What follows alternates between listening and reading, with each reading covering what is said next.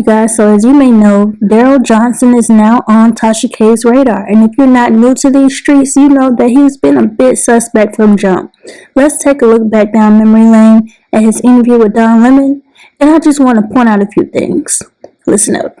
Joining me now is DarrellJohnson, a publicist for RKelly. I'm so glad to have you here. Thank you. The world is fascinated with this story, and we appreciate you joining us here this evening. So let's talk about today. The mother of Jocelyn Savage said that she is pleading for a face-to-face interview with you to arrange it between her daughter. Well, you say that could happen as early as this week? it could happen if all the terms are met. So can you tell us what the conditions are? What are the conditions? Based on the last meeting, I heard that happen. It turned out pretty bad. About to call him. Please answer that if you don't answer. He's about to. Her name's April. It's one. Who is April? Joy. Joy. Please. Who is April? Please. It's here. Please. Who is April? Okay. Please tell the truth. Jay, why are you trying to call Who her? is April? Jay, you tell her don't try. Who is April? Who is April? So you had sex with her. Who is April? Is that one of his girls too? I only had sex with one person. That's Who is April? Oh my God. So RKelly made you have sex with another girl?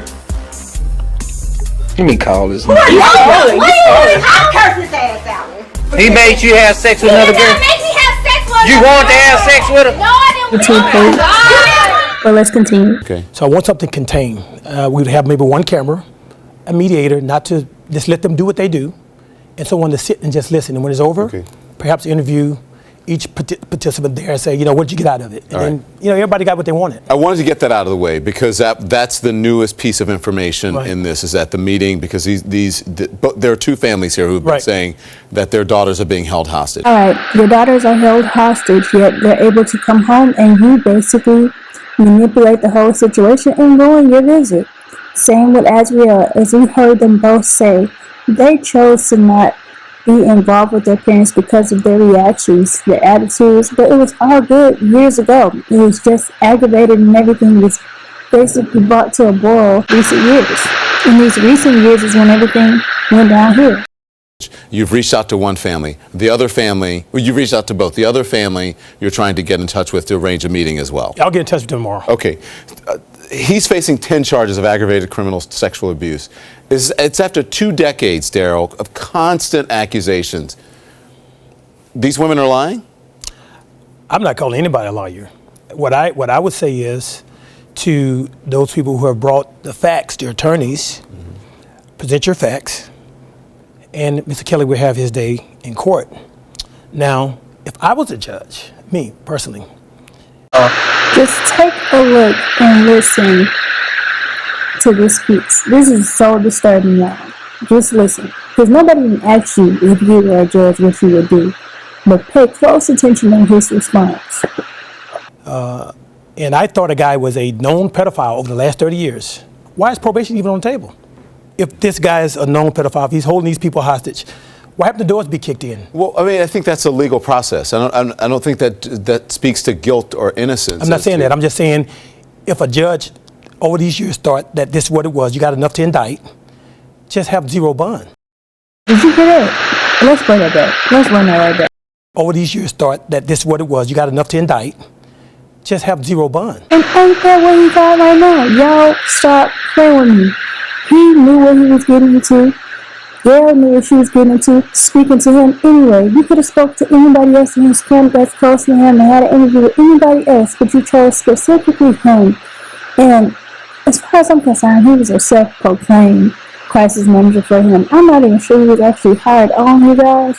Correct me if I'm wrong in the comments, but I'm not even sure he was hired on, okay? There was a letter put out that he stepped down. I get all of that.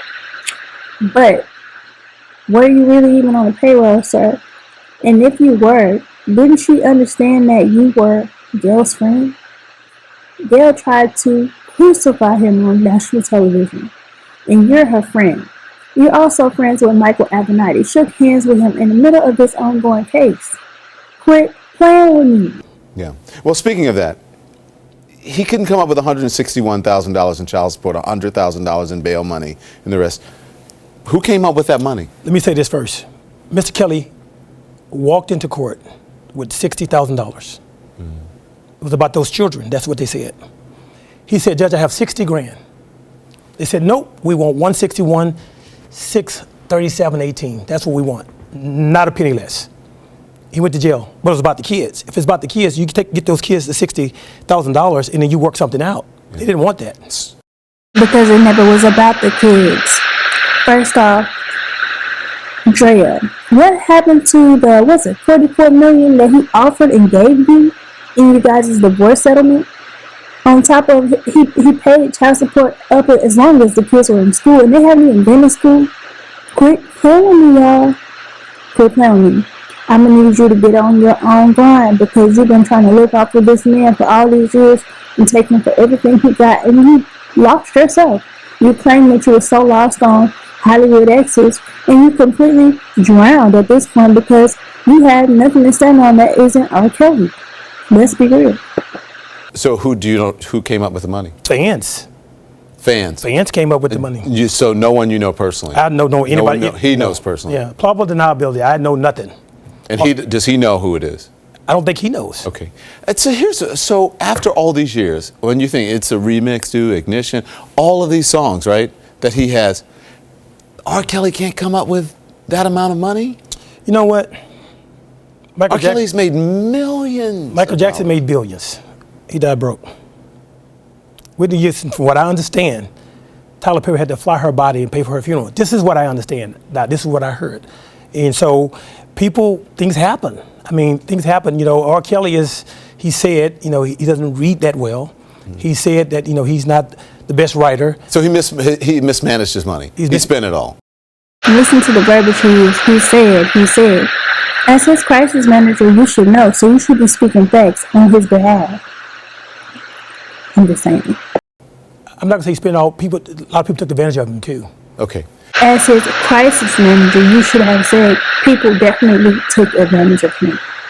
Not probably. You should know. If you don't know these things, you have to diagnose you. You don't know to be a crisis manager. So you set up this interview with Gayle King, and we all saw this moment right here. I want you to look at this. Y'all killing me with this. I gave y'all 30 years of my fam. I hope this camera keep going. No, we're gonna let the camera keep rolling. Don't make no sense doesn't even make sense at all. Why would I hold all these? So women? What do you think of that? Is RKelly in control of himself as this crisis person? What do you think of that moment in the interview? First off, before he even speak, anybody would explode at this moment because y'all are trying to crucify this man's image. Y'all trying to crucify this man's career. You're trying to crucify him as a father. And just him as a person to be with in a relationship. Y'all just basically saying this man is overall pure evil. Quit playing me. I would blow up too. Anybody would. It's stupid to ask a question like this. It's dehumanizing the situation. Put yourself in his shoes, Don. If I was facing 7 years in the state penitentiary, I'm not going to say I would act like that, but I mean, how do you act when you're going to spend the rest of your life in prison? Mm-hmm. I thought it was a real moment. Do you think that helped him? Well, you know what? We'll see. At the end of the day, people are going to judge whatever they think anyway. I think the interview needed to happen. I really do believe it, and I think... I bet you did, because you knew your friend was up to something. Mrs. Gayle was up to something. Y'all all were in pictures together. You, her, Avenatti, quit playing. You knew exactly what you were doing, and that's why it was so easy for you to step down. You came in and you did what you needed to do. And you did it well. You tried to come in and destroy, but guess what? Now Tasha about to destroy you. There are several things that happened that followed after that. So yes, I think it did help him. I don't think the emotions are going so high, but I think he was being himself. I think most people are worried, like they think, gosh, what is going on? I'm just being honest. I'm not judging either way. But if I look at that, I'm going to say, man, RKelly. What exactly is the smirk for? And if you're close to him, you got to be worried about him. I'm not worried. I'm a crisis management expert. That's what I do. And so my job is to help my client navigate from point A to point Z, to help him understand what is happening. And what have you helped him with? Please do tell, what have you exactly helped him with in this entire situation? You have only hurt the situation. And also, if you were helping him, you should have spoke to your friend Darrell to see what her head was first before you let him go in there and do that interview. Mr. Crisis Manager. Again, we have to let the facts take us where we go. And right now, you know what? I'm not really sure. I'm hearing a lot of stuff. So can I ask you, the Illinois State's Attorney's Office says that his video evidence of RKelly. Word around the curb is, the fact is, you steal money, sir. Allegedly. And you know, I'm just gonna let that stay where it is because, you know, the truth will come out. And an underage girl, and there are people who insist it's RKelly on the tape and the girl. It's called discovery. If you have the tape, release the tape, and bring it out. If it's the girl that you say it is, then why is he walking around? Why was there a bond? I wouldn't have given him a bond. And you still talking about not giving this man a bond. Bond? I'm just a practical thinking person. The families of all these women who say they're being held against their wills, and RKelly has brainwashed them into staying with him. Why would he engage in a relationship like that? Does he have any responsibility, you believe? Let me say this to you. I've been with Mr. Kelly for 3 weeks. 3 weeks and you already on a CNN interview with him? For him? I mean, quit playing with me. This is a setup. 6 hours a day. I have a key swab. I can walk into his apartment when I get ready. Hello? Hello? Did you hear that? Did you hear that?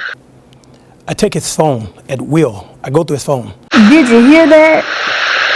Did you hear that? I'm with him. Half the time, he's not even there. He's playing basketball or at the cigar lounge, things that he likes to do to calm his mind. Those young ladies come freely. I'm there. So, Darrell, you said you've been with him for 3 weeks. He's my client. So he's my client. What I'm saying to you is, this has been going on since the 90s. It's almost 3 decades. I can't speak on what the 90s. I'm telling you right now what I'm dealing with. The accusations. The accusations is that these 2 young ladies in the home with him now are brainwashed, being held hostage, not being fed, in some black room, being told what to say. I've been there and have not seen that. So everyone wants to know about the underage girls, right? And then he says, well, it's never, he said it wasn't underage girls, it was just he likes women, right? But Aaliyah was 15, or some folks say 14. He never addresses that. You don't address that. I don't know Aaliyah. I wasn't around. I can't speak on something that I don't know nothing about. There's never been any criminal charges brought up him against Aaliyah. I've heard a whole lot of things about some other people. Yeah, but you're representing him. Should you know about that? Should I know about what? About what happened with Aaliyah. No, I'm not an attorney.